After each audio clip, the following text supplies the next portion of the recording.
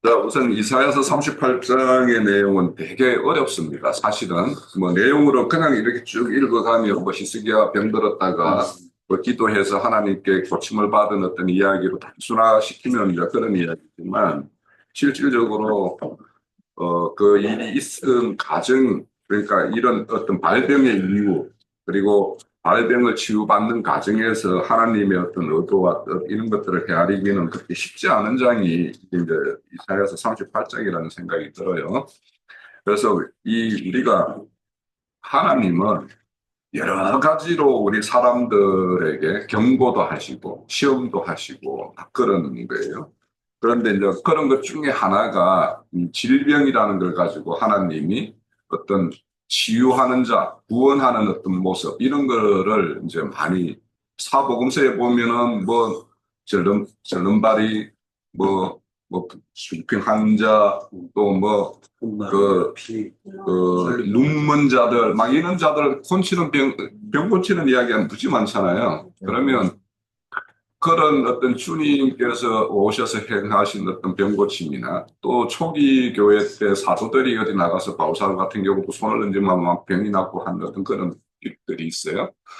그러면 이제 그런 것들이 무엇을 말하는가 하는 것은 그래서 오늘날도 그런 걸 흉내내기 위해서 질병 고치는 뭐 사역을 한다 해가지고 사람들을 막 불러 모아서 이렇게 하는 일들을 이렇게 벌이고 있는 것을 우리가 잘 알고 있는데 그런데 하나님께서 주님께서 이 땅에 오셔서 그런 병 고치는 것은 우리의 영적인 병을 이렇게 치유하는 거에 어떤 표상으로 보여주신 것이지 만약에 그게 육신의 병을 고치는 것이 우리의 어떤 역할이라면 지금도 하나님의 어떤 속한 사람들이 어디 나가서 뭔가 손을 얹고 하면 병 고치는 것이 당연히 있어야 되는 거예요. 그럼 우리에게도 그런 은사가 없으면 우리는 하나님의 사람이라고 말을 할 수가 없을 수도 있어요.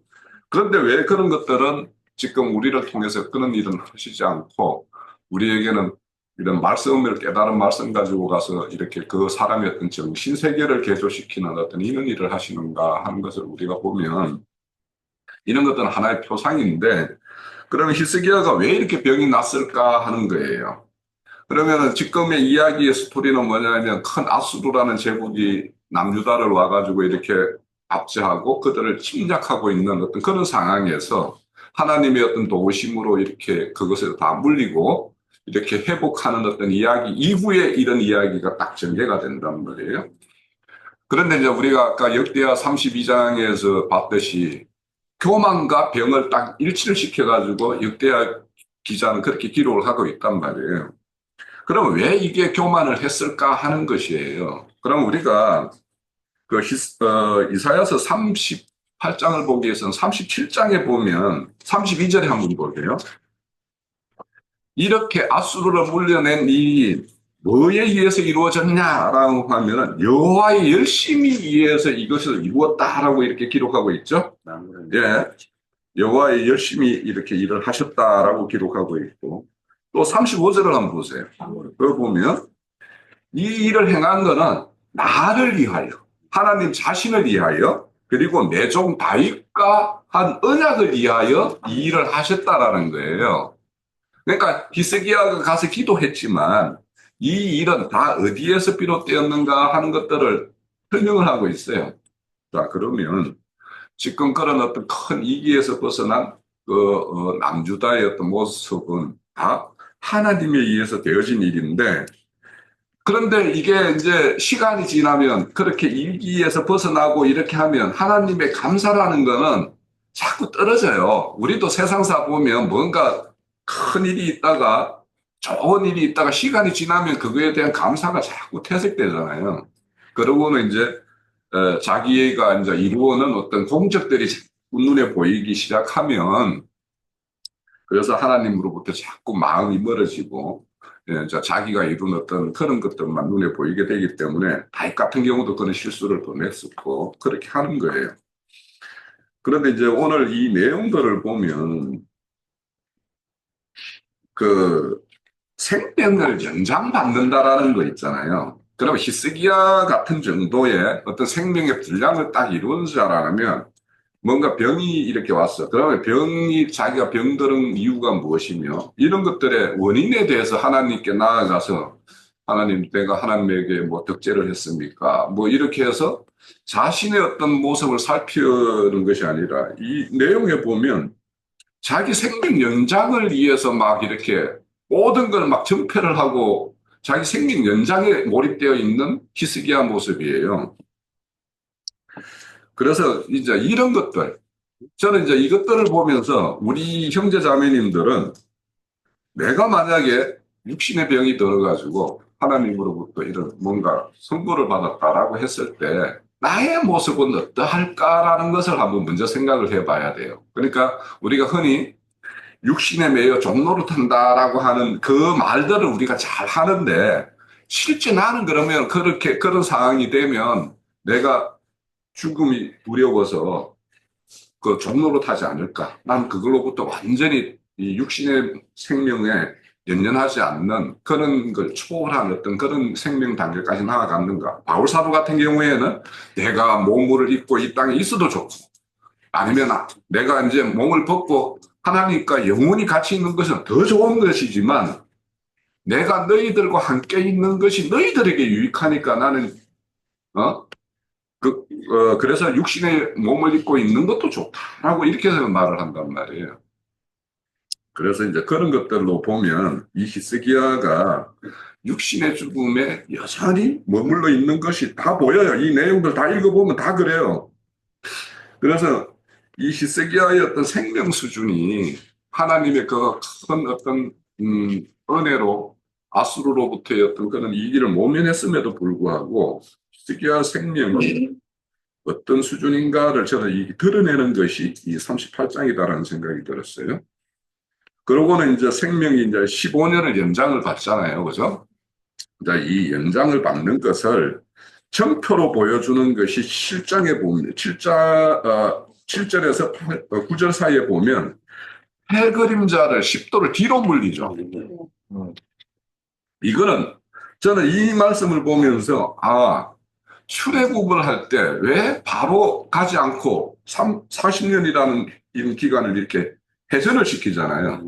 해진을 시키잖아요. 해진을 한다라는 거는 태보예요, 태보. 사실은. 그러니까 해 그림자를 앞으로 나아가는 걸로 보여주지 않고 왜 뒤로 가는 걸로 보여줬을까? 자, 이런 거예요.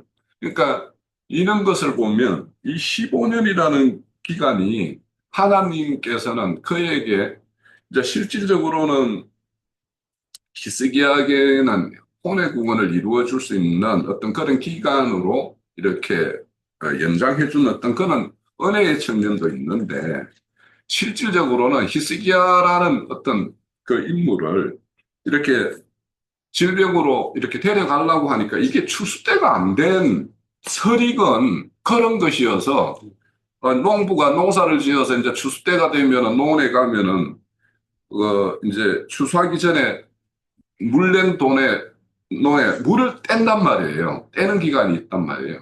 그럼 떼야지 이제 곡식이 완전히 여물어 가지고 이제 추수를 하는 건데 물때로 가보니까 이게 물 뗄 때가 아니야. 물을 빼는 거. 그냥 빼는 거. 예, 물을 빼는 거. 그러니까 물을 끊는 거. 논에. 그래서 때가 아니구나 해서 여전히 물을 대어주는 어떤 그런 기간으로 이제 이게 보이는 거예요. 그러니까 하나님의 입장에서는 히스기야에게 은혜를 준 것이지만 이것이 히스기야가 아직도 설익은 상태이니까 그런 어떤 연장의 기회를 준 것이라고 이렇게 보이는데 이게 이제 9절에 보면요. 유다 왕 히스기야가 병들었다가 병이 나았을 때 기록한 글이 이러하니라 해가지고 10절 이하가 뭐냐면 이제 실질적으로는 나았어요. 나은 이후에 자기의 어떤 그 병들어 있었을 때의 그 고충을 그대로 글로 옮겨 놓은 것이 10절 이하예요. 그래서 그걸 보면 중년이라고 그랬어요. 그러니까 히스기야 왕이 25세의 왕이 올라가지고 29년을 통치했으니까 54세에 이제 죽게 돼요. 그러면 자기가 죽었을 때 아들 므낫세가 12살의 왕위에 오르니까 거꾸로 이렇게 추적해 보면 55세에서 저게 뭐야 그 12살을 앞뒤로 가게 되면 40살쯤에 이런 일을 당한 거예요. 그러니까 39세나 40세에 이런 일을 당했기 때문에 이제 중년이라고 이야기를 해요. 그러면 거기에 봤을 때 자기가 구한 것은 내가 이제 이렇게 해서 죽게 되면 여호와를 뵙지도 못하겠고 세상에 내가 그거 할 때 막 이렇게 서로 만나고 했던 그 거민들도 한 사람도 보지 못하게 되는구나. 이거는 우리가 육신에 이렇게 하나님 알지 못할 때 우리 죽음이라는 것을 이렇게 이해를 하고 있거든. 그죠? 그러니까 수준이 그런 거예요. 내가 볼 때는. 그런 어떤 상태의 어떤 히스기야 모습을 보여요. 그리고는 이제 나의 거처. 그러면 지금 왕궁에 이렇게 살고 있었을 거 아닙니까? 네. 그거를 목자의 어떤 장막을 거둔과 같이. 목자는 뭐예요? 풀 어디에다 풀을 먹이고 그 다 먹이면 다른 목초지로 이동을 해야 되잖아요. 그러면 그 장막을 거둬야 되죠. 그런 것처럼 자기가 지금 궁전 생활을 이렇게 뭔가 영화롭게 뭐 호화롭게 이렇게 지내고 있는데 이 생활도 이제 끝이겠구나. 뭐 이런 생각을 하는 거예요.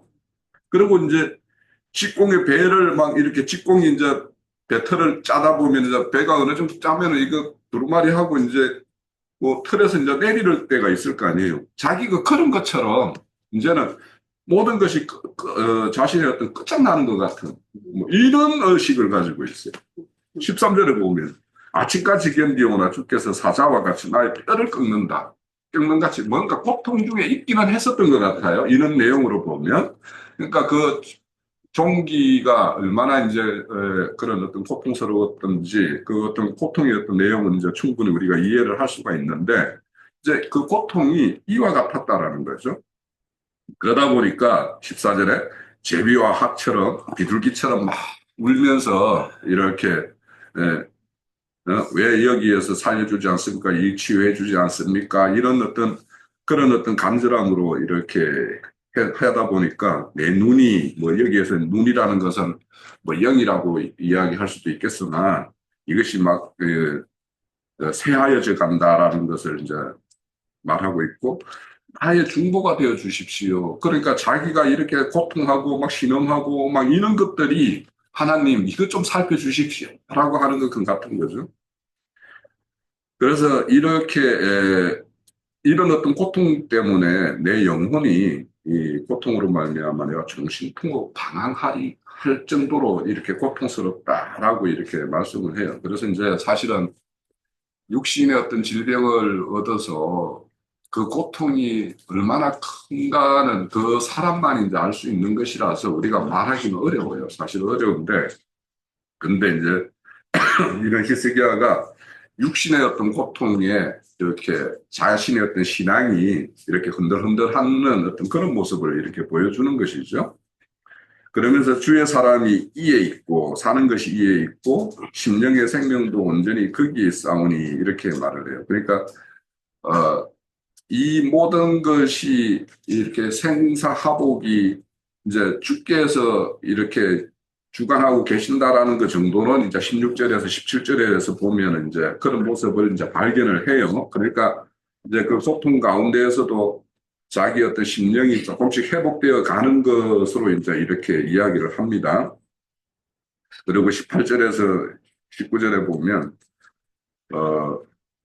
죽은 자는 이렇게 사망이 주를 찬양할 수가 없고, 무등에 들어간 자가 주의 신실함을 바라보지 못한다라고 하는 것은 이제 이 사람이 히스기야가 이 죽음에 대한 어떤 그런 우리가 알고 있는 진리적으로 알고 있는 어떤 죽음과는 전혀 다른 어떤 세계의 어떤 그런 죽음에 대한 어떤 이해를 가지고 있는 자예요. 그래서 오직 산자, 여기서 산자 죽은 자는 영적으로 산자, 뭐 이런 자의 어떤 스토리로 이야기는 꼭 되어지는 건가라는 생각이 들어요. 여기에서는 그냥 육신으로 이렇게 죽는 자는 지금 보면 계속 이야기 스토리는 그래요. 그렇게 감사할 수도 없고 신실한 아버지의 자녀를 이렇게 감사할 수도 없는데 내가 이제 산자가 되었기 때문에 내가 감사하며 신실하신 아버지를 나의 자녀에게 알리겠나이다 이렇게 말을 해요. 그리고는 여호와께서 나를 구원하시니 내가 중심토록 여호와 전에서 수금으로 나의 노래를 하겠다라고 말을 하는데 이게 이제 마지막에 21절을 한번 딱 보면 이렇게 산 이사야가 하는 말이 한 뭉치를 붙여다가 이렇게 이제 종치에 붙이면 이제 이렇게 치유가 되겠다라고 말을 하고 히스기야가 말하되 내가 여호와에 전에 올라갈 징조가 무엇이냐 하였다. 또 징조를 구하는 거예요. 이 히스기야의 수준이. 그러니까 앞에서도 징조를 구하는 걸 아니까 미리 해 시계가 그림자가 이렇게 뒤로 물러나는 걸 아예 보여줬는 거예요. 보여준 거예요. 보여주세요라고 하지 않아도 보여줬어요. 그런데 이제 자기가 이제 이렇게 치유받아가지고 성전에 올라갈 징조가 무엇입니까? 라는 걸 또 구하고 그에 대한 답이 없어요. 그죠? 징조. 네. 여기에서는 없어. 여기에는 없지만은. 그러니까 거기에 보면은 이제 3일 만에 이제 성전에 올라갈 것이다라고 이제 이렇게 말씀을 올라가는데 자, 이런 것이 히스기야의 오늘 이제 이 생명 수준을 이렇게 드러내고 있는 거예요. 그래서 우리가 이거를 이제 저는 이제 아까도 이제 여백의 시간에 이제 잠깐 이제 이야기했듯이 우리가 성경을 볼 때 어떤 인물에 대해서는 뭔가 이 선입견을 가지고 좋게 이야기하고자 하는 것이 있고 어떤 인물에 대해서는 그냥 이거는 처음이 나빴으니까 그냥 끝까지 나쁜 놈이야라고 하는 어떤 그런 관념을 가지고 성경을 볼 수가 있어요. 그래서 우리가 이런 어떤 히스기야의 어떤 그 수준을 이제 하나님은 이 질병을 통해서 그래서 그의 어떤 그 교만함이 이렇게 질병을 가져왔고 질병을 통해서 그 질병을 치료하는 그 과정에서 히스기야가 왜 이렇게 되었고 하나님은 그렇지만 어떤 은혜를 줬는가 하는 것들을 우리가 이 38장의 내용에서 이제 볼 수가 있고 그런데 이제 히스기야가 우리 10절에서부터 이제 끝까지가 히스기야가 이제 치유받고 난 다음에 그 질병 가운데 있을 때 자기가 하나님에게 이렇게 고한 어떤 내용들이 기록되어 있는데 여기 보면 뒤에 가면 이제 뭐 내가 앞으로 낳게 되면은 내 자녀들을 잘 양육할 것이고 뭐 이제 수금으로 이제 늘 여호와 전에서 노래하는 자로 이렇게 살겠다라고 했는데 그 이후의 삶이 정말 이렇게 살았느냐라는 거예요. 그런데 히스기야의 역사상에 뒤에 보면 이야기가 바로 이어지는 게 39장까지가 이제 히스기야 기록이잖아요. 그런데 거기 보면은 바벨론 사자 이제 다음 주에 보겠지만 이런 모습으로 또 한단 말이에요.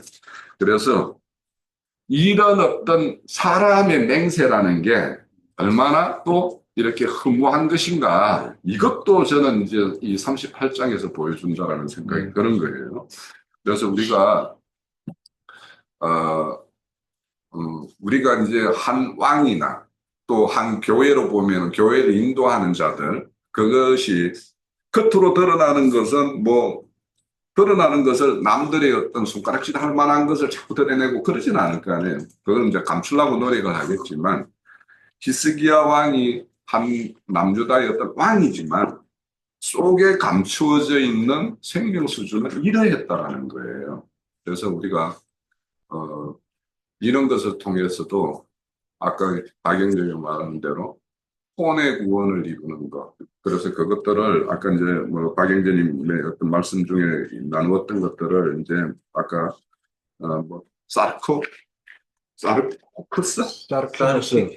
피코스하고 또 뭐였죠?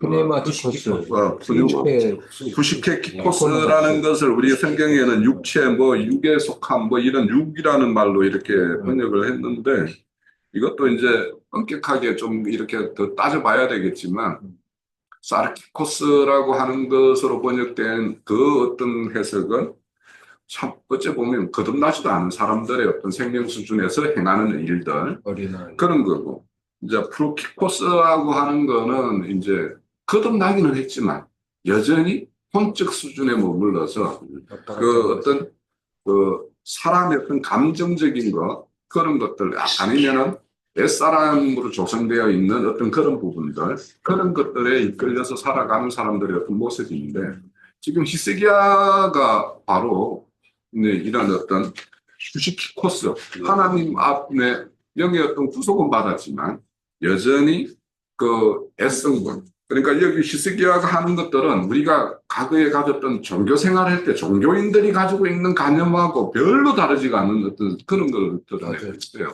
그래서 그런 것들을 보면서 우리가 본의 온전함을 위해서 15년이라는 시간이 이렇게 주어져 있고 우리에게도 어찌 보면 이렇게 히스기야처럼 이런 15년이 주어져 있는 사람일지 몰라요. 그런데 15년이라는 어떤 이 시간을 정말 하나님의 은혜에 의해서 주어진 시간이라면 이 시간을 우리는 어떻게 경영하는 것이 이제 교회 생활의 어떤 실제인가도 생각을 해볼 필요가 있는데 아무튼 이제 겉으로 드러나는 것과 속에 어떤 감추어진 것들 이런 것들도 비교하면서 오늘 우리가 하나님 앞에 이렇게 구할 기도라는 것이 어떤 거여야 하는가를 우리 지난주도 이제 살펴보듯이 이제 지난주에는 나라를 위해서 이제 이런 어떤 큰 대의를 위해서 기도했을 때 어떤 히스기야 모습과 자기 자신의 문제로 돌아왔을 때 어떤 소시민적으로 변해버리는 것. 그러니까 엘리사도 보면은 그 갈멜산 기도에서 850명과 전투에서 이기는 어떤 그 단계와 이제 자기를 죽이겠다라고 이세벨이 막 뭐 어떻게 한다라고 했을 때 그 보이는 거 도망가고 막 이래서 하는 모습은 전혀 다르잖아요. 그러니까 우리가 겉으로 사람은 대의를 위해서는 자기의 당당한 모습을 보일 수 있는데 내 개인적인 그러니까 하나님과 나의 어떤 관계, 개인의 관계에서는 이런 아주 소시민적이고도 뭐 이렇게 이렇게 크게 부족한 어떤 이런 모습들이 얼마든지 있을 수 있어요. 그래서 우리가 이런 것들도 생각해 보면서 우리 각자가 이렇게 하나님 앞에서 세움을 받는 것과 또 교회에서 어떤 큰 어떤 대의에서 어떤 행하는 것 이런 것들의 어떤 괴립감이 있을 수 있는데 이런 것들을 줄여가는 것이 또 하나의 우리 각자가 이루어갈 어떤 구원의 내용이다 이런 생각을 했어요. 저는 이제 좀 히스기야 38장 히스기야 이야기는 많이 어려웠는데 저는 이제 이렇게 보였어요. 우리 여러 방면으로 볼 수 있는 것이 38장의 내용이니까 우리 형제 자매님들도 그런 내용에 대해서 한번 더 살펴보면 좋겠다라는 생각하고 제 생각은 마칠게요. 이 말씀이 좀 힘들었는데 지금 홍영재님 하신 말씀이 좀 풀어지는 느낌이 들어서요. 그 히스기야가 38장에 보면은 그때 히스기야가 병들어 죽게 되니 그때라는 것에서 저는 우리가 이 길을 가면서 이상하게 어느 그 시점이 있다는 걸 좀 봐요. 그럴 때 교만이 들어온다는 것을 좀 느껴지거든요. 근데 이 히스기야가 병들어 죽게 된 것은 영적인 병이 지금 들은 거라고 저는 이제 봐지거든요. 잘 가다가 병들 때가 있어요. 그러면 이제 그걸 다시 우리 주님이 또 이제 치료해주고, 근데 이게 이제 병은 문둥병이잖아요. 나도 알지 못하게 문둥병은 자기가 살이 썩어가는지도 모르고, 든다는 걸 저는 이제 이 성경에서 형제님들 통해서 이제 배웠기 때문에 그 문둥병은 이제 교만을 통해서 문둥병이 들어오는 건데, 그때 그러니까 그 히스기야가 그럴 만한 이유가 있었던 것 같아요. 이제 이 병들을 만한 이유가 있었던 것 같아요. 저를 보면은 이제 다른 사람 볼 게 아니고 저는 이제 제 자신을 보면서 잘 가다가 어느 생각이 들어오면 딱 주님과 나와 이렇게 그막 설고 밀고 땡기는 그 부분들이 있더라고요. 막 그냥 찢어지는 그런 그러니까 육과 영이 이 찢어지는 그런 느낌들이 있을 때가 있어요. 이 길을 가면서 지금 오랜 세월을 왔지만은 그럴 때 한참 가다 보면 다시 이제 주님께서 어떤 막 그 징계를 하시면서 다시 돌아오는데 이 병들어서 죽게 될 때 이제 병들어서 영적으로 죽게 되니까 뒤로 퇴보하는 것은 세상의 삶의 욕망이 생기는 거라고 저는 느껴져요. 이게 우리는 두 가지잖아요. 영적인 병이 들으면은 그냥 이렇게 영으로 볼 때는 죽는다고 하지만은 육신으로는 강해질 때가 있는 걸 봐줘요. 육신으로 살고 싶은 욕망이 생겼다 저는 좀 이렇게 봤어요. 그래서 15년을 더 살게 했을 때는 뒤로 퇴보, 아까 형제님 말씀한 것처럼 퇴보된 거예요. 우리가 뒤로 물러갔다겠잖아요. 지금 해 그림자가 해가 그러니까 비쳤던 그것이 뒤로 식도를 물러가게 했다는 것은 이 영적인 태보인데, 그러면 그 태보 안에서 내가 진짜 주님 안에서 사느냐? 아까 박 형제님은 이게 혼적인 구원이냐, 몸의 구원이냐. 근데 이건 간단하게 저는 생각이 들어요. 혼의 구원을 이루면서 영의 몸이 자연히 나타나는 것이지, 혼이냐, 혼의 구원이냐, 영적인, 몸의 구원이냐, 이것을 나눠서 본다는 것은 그리스도인들은 혼의 구원을 받아서 영적, 나중에 몸으로 나타난 것을 이제 한 몸이기 때문에 보이는 건데, 여기서 볼 때, 정말 우리들도 진짜 여기서 많이 이게, 저기를 해야 되겠다. 경고용이구나. 우리가 주님 앞에 가면서 태보는 있을 수가 없다. 이것은 교만이고, 태보 반드시 있어요. 태보하면서 또 주님이 또 앞서서 그 해가 우리를 비춰서 가기 때문에 가는데, 여기서는 자기 그 하소연을 하고 있잖아요. 내가 주님한테 이렇게도 했고 저렇게도 했고 뭐 눈물로 뭐 그런 기도도 했었고 그렇게 했는데 했지만은 지금은 어느 때에 그때 히스기야가 병들으면서부터 주님의 누렸던 날들보다 이 생에 있던 날들, 육신에 있던 날들을 그리워하는 거라고 저는 좀 봐져요. 뒤로 퇴보됐기 때문에. 그래서 이 살려주면은 15년을 더 연장을 해줬는데 그게 과연 연장을 해주면은 주를 위해서 살까? 저는 차라리 지금 죽었더라면 죄는 덜 지었다. 저는 좀 이렇게 봐줘요. 이제 제가 이제 제 생각에는 오래 살으면 오래 살수록 육을 입은 이상 죄를 더 짓게 된다는 걸 저는 봐지더라고요. 물론 주님한테 은혜를 입어서 깨달음도 많고 개수되는 삶도 있는가 하면은 육적인 삶도 같이 공존해 가면서 가기 때문에 15년을 더 살려줬으면 결국은 그 39장에 아까 행제님 말씀처럼 다 곳간에 있는 걸 다 보여줬어요. 이제 교만은 이제 더 주님이 보여줬으니까 그걸 잘 간수하고 갔더라면 참 좋았는데 생명 연장이 15년을 연장을 해줬더니 더 많은 죄를 졌는 거 아닌가 싶은 것이 좀 안타까운 마음이 들어서 우리들 마음에는 연장이 아니고 주의 은혜로 오늘 날 데려간다면 아멘 감사합니다 하고 이렇게 가는 것이 저 낫지 않은가 싶은 생각에서 이 말씀을 좀 드렸어요. 여기까지 할게요. 이제 오늘 히스기야의 어떤 내용하고 우리가 그 아브라함이 아들 이삭을 제단에 드릴 때의 모습을 딱 비교해 보면 비교가 돼요.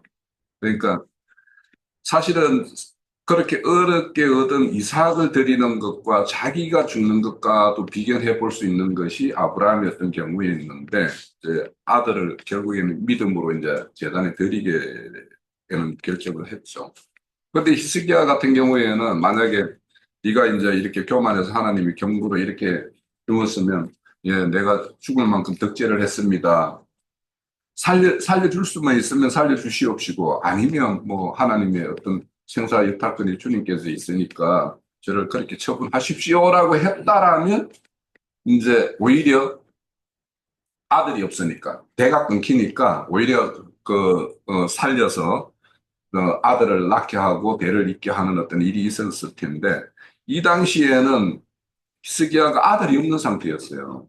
그렇기 때문에 이제 하나님은 살릴 수밖에 없는 어떤 이유는 있어요. 그럼에도 불구하고 살려주는데도 그 어떤 명분이라는 것이 아브라함이나 예수님이나 이런 경우하고 이런 히스기야를 살려주는 경우는 전혀 다른 거예요. 그래서 우리가 이런 것들을 보더라도 우리가 육신에 매여서 이렇게 종로독하는 그걸로부터 우리가 신앙을 하고 있어요. 신앙을 하고 있지만 우리가 머리로서 우리가 이 육신의 몸을 벗으면 주님과 영원히 한다라고 그렇게 알고는 있는데 이 육신의 어떤 거에 대한 어떤 여전히 미련이라는 것은 누구에게도 남아있을 수 있거든. 그래서 우리가 이런 아브라함의 어떤 경우와 이 히스기야의 어떤 경우도 되게 이제 비교가 되는 어떤 그런 것이라서 우리 스스로가 지금의 어떤 히스기야 모양이 아닌가라는 것도 한번 생각을 해보고 그런 아브라함의 어떤 믿음 모양의 길까지 나아가기 위해서는 내 안에 이렇게 처리되어야 될 것들이 여전히 무엇이 있는가 이런 것들도 생각해 보면 오늘 38장을 통해서 우리에게 하나님께서 주시는 말씀의 어떤 내용이 충실해질 수 있는 거 아닌가 이런 생각을 해요. 자기 갖고 있는 복무가 보여줬는데 그것만 보여준 게 아니라 실은 그 여호와의 전과 그 기둥에 금 붙어 있는 걸 다 떼어가지고 아수르한 게 그런 부분도 있었거든요. 그러면 과연 이 히스기야 왕이 자랑만 해가지고 그러한 벌을 받았을까? 그게 또 이렇게 좀 찬탄 해보니까 실질적으로 하나님께 기도하고 그 어떤 그 답을 받아서 행했다라면은 아수르 왕이 칠 수도 없고 하나님 어떤 길을 열어줬을 텐데 처음에 히스기야 왕은 그 산당과 그, 아, 그 제단인가 그걸 다 깨부셨잖아요. 예, 한당하고 네, 그것까지는 참 좋았는데 후에는 여호와 의전의 문과 그 기둥들에 붙어 있는 금들을 싹 그걸 철거해 가지고 아수르 왕에게 바쳤다는 거야. 그러면 처음엔 잘해놓고 나중에는 큰 죄를 다시 또 지은 것이 되다 보니까 그 비로소 나중에 그 자기가 이제 뉘우치었지만은 이미 죄를 저지르는 건 죽었다 그 합당한 죄를 받을 수밖에 없었던 거고 그게 또 자기 때에서는 15년의 어떤 기한을 두고 물러났지만은 그 이후에 그 뭐라고 백성들은 다시 또 그 아수르 왕으로부터 그 고난을 받을 수밖에 없었던 이런 부분들 이게 실질적으로 보여주는 면과 뒤에서 벌어진 일들이 하나님은 절대적으로 그걸 뭐 방관하지 않았다는 거.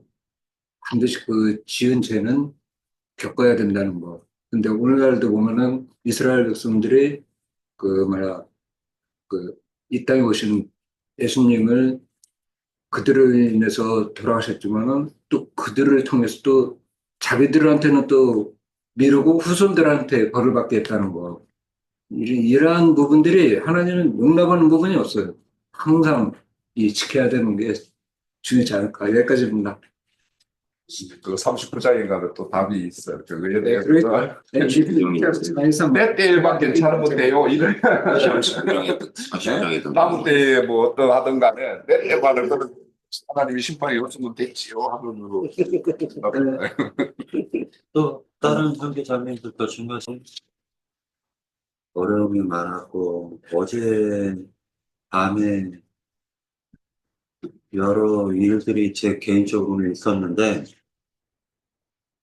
개인적으로 있으면서 속으로 생각했었던 것이 하나님의 요게 이제 38장에서 제가 얘기 안 한 부분이 있어요. 그 38장에 보면은 2절 한번 같이 한번 볼까요? 히스기야가 얼굴을 벽으로 향하고 여호와께 기도했다라고 얘기를 합니다.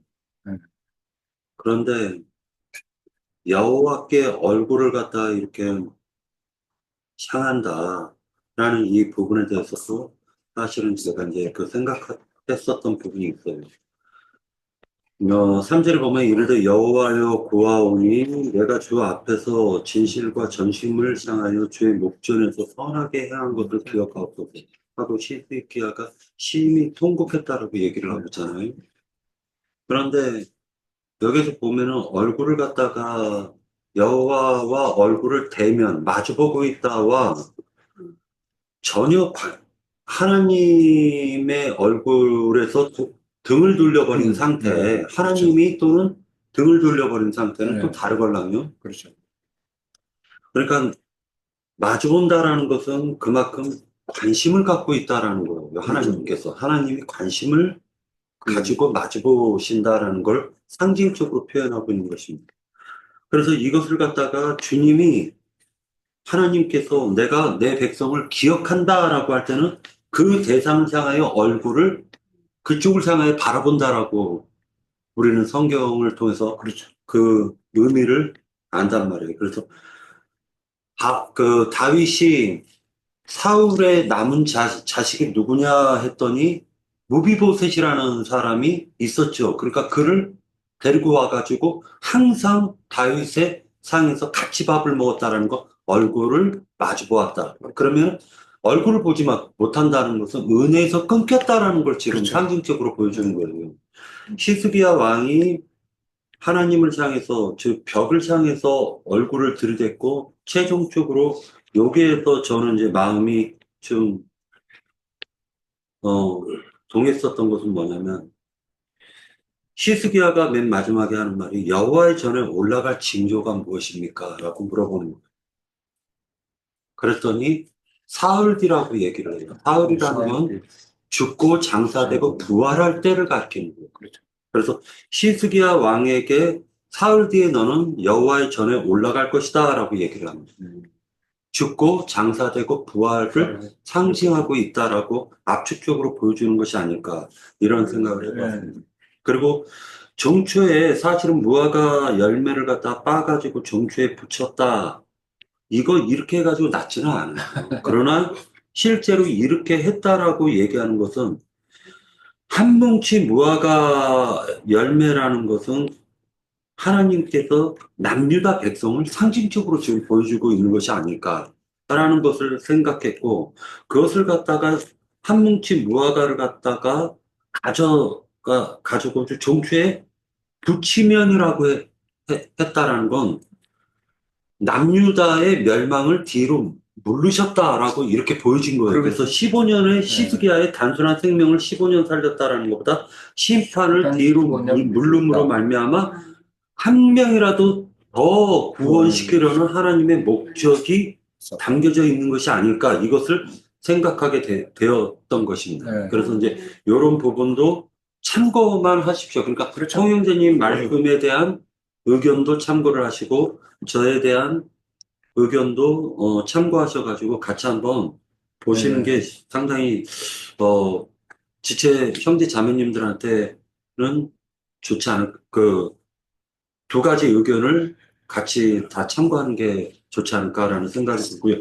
여기서 한 가지 역사적인 사건은 뭐냐면은 이 병이 낫고 난 다음에 아수르 군대가 침범을 하는 것으로 그 모든 성경학자들은 얘기를 하고 있어요. 그러니까 역사적으로는 순서가 바뀌었다라는 거예요. 그러니까 먼저는 히스기야의 몸의 종처가 낫고 십도가 뒤로 물러가는 사건이 있고 그 다음에 아수르 사네립이 침범했다. 이렇게 지금 보는 신학자들이 의외로 많아요. 그거는 연수로 따지면 맞지가 네. 않아요. 왜 그러냐면 지금 성경에는 네. 그 사내립이 돌아간 다음에 바로 성전에 들어가서 죽는 것처럼 네. 이렇게 기록되어 네. 있지만 네. 그렇지 않다니까. 그러니까. 20년을 산다니까. 예. 그러니까 20년 전에 그 일이 있는 거예요. 그러면 지금 아까 내용으로 따져보면 아들이 12살 때 왕위에 올라. 네. 그러면은 15년 생명 연장받은 사이에 머나세를 낳는다고. 네. 그렇다면 그거가 물러간 다음에 20년 있다가 그거가 죽는 것과 네. 얘가 지금 그럼 물러난 데는 20년이 이전에 있었던 이야기라는 거잖아요. 그죠? 물러난 일이 이렇게 사내립이 와가지고 에어싸고 하다가 물러나서 자기 나라로 가서 20년을 살다가 죽는단 말이에요. 성전에 가서. 바로 죽는 게 아니란 말이에요. 그렇기 때문에 이게 연수로 따져보면 이 일이 있고 난 다음에 어느 동안 또 시간이 지난 다음에 뭔가 풍요를 이룬 다음에 이 일이 일어나는 거니까 연도로 보면 맞아요. 그래서 나도 그런 것들을 이 해석이 38장 해석은 내가 이렇게 하는데 나는 이렇게 내가 정반대로 보이는데 남들은 어떻게 보일까라는 게 되게 궁금했어요. 그래서 이제 다른 어떤 유튜브의 영상들도 막 들어보고 하는데 다 뭐 연수를 막 이렇게 역으로 이렇게 막 시계열적으로 이야기하더라고. 그래서 내가 그걸 이렇게 연수를 따져봤어요. 그러니까 그것이 이렇게 연수로 따져보면 그 이야기는 맞지가 않는 거예요. 그래서 그것들은 내가 볼 때 그렇게 자꾸 해석을 하려고 하는 거는 히스기야 왕을 좋게 이야기하고 싶어서. 그러니까 그 이전에 뭔가 문제가 있었는데 히스기야가 돌이켰고 그러면서 하나님이 아수르로부터 이렇게 보호해주겠다라고 한 것처럼 보호해주고 막 이렇게 한 것처럼 이렇게 하는데 사실은 남유다는 아수르에게 안 망하잖아요. 그 이후에 몇 번의 침해가 있었지만은 그게도 하나님이 보호해서 안 막히고 최종적으로 바벨론에게 망하는 거니까 그래서 이게 역사적으로 이야기하는 거는 내가 보는 데는 안 맞다라는 거, 그리고 또 안 맞다라고 말하는 그 자료도 내가 봤어요, 한군데. 그래서 이거는 뭡니까? 참고를 하는 게 여러 가지 의견들을 좀 참고해가지고 보시는 게 나을 것 같아요.